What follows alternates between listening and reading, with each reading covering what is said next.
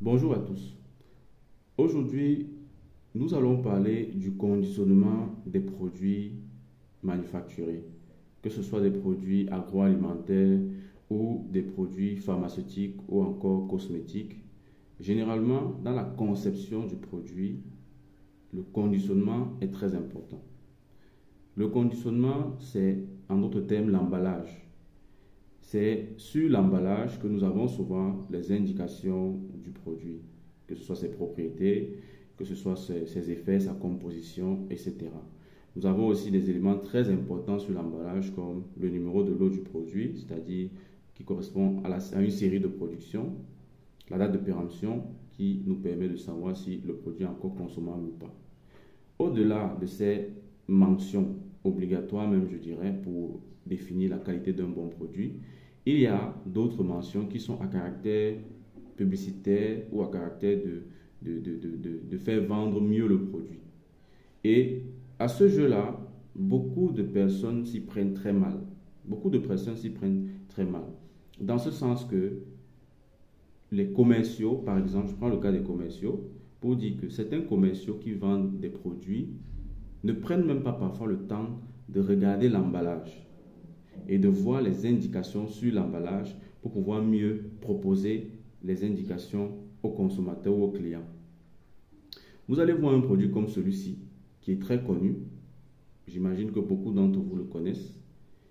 Mais vous allez vous rendre compte que lorsque le commercial va venir vers vous, il va vous dire que ce produit, en réalité, en plus d'avoir les propriétés de base, il va vous dire que ce produit a d'autres propriétés. Ce produit, par exemple, peut être utilisé comme agent antifongique. Ça veut dire que quand l'enfant l'atteigne, je prends le langage courant, quand l'enfant l'atteigne, on peut utiliser ce produit pour mettre sur les cheveux. Quand nous avons les boutons sur le visage, ce produit-ci peut être utilisé pour traiter les acnés du visage. Ce produit peut traiter la gale, ce produit peut traiter, etc., etc. Je ne comprends pas.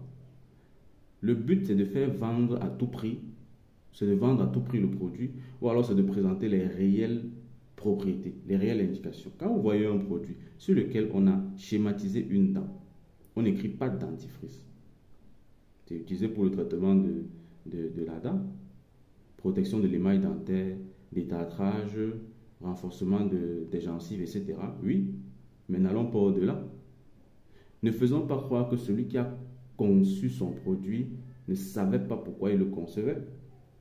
Au point où vous allez, en tant que commerciaux, découvrir de nouvelles propriétés d'un produit qui se commercialise depuis plusieurs années.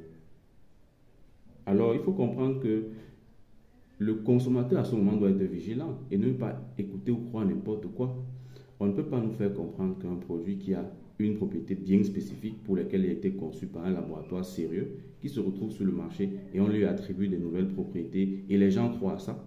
Et les gens achètent en se disant que non, en même temps, je peux me brosser les dents, je peux prendre une petite partie encore, je me fais un masque du visage, ou alors si l'enfant a des problèmes de teigne ou quoi que ce soit, je vais utiliser une pâte dentifrice pour cela.